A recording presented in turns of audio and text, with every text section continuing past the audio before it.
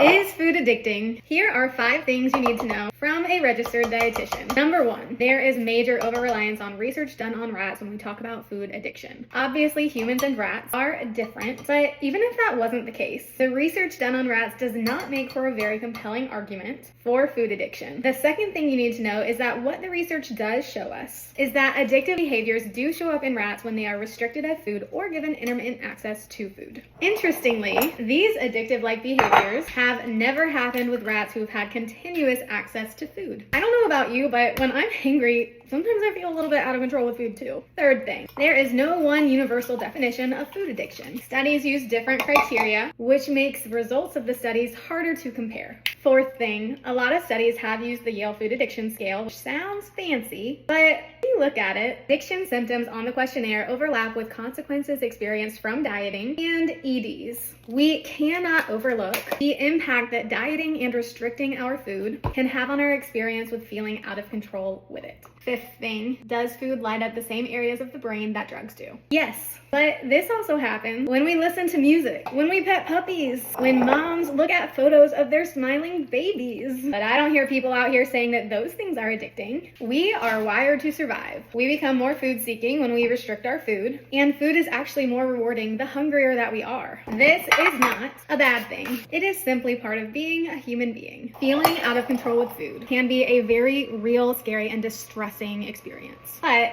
it does not mean that you are addicted to food.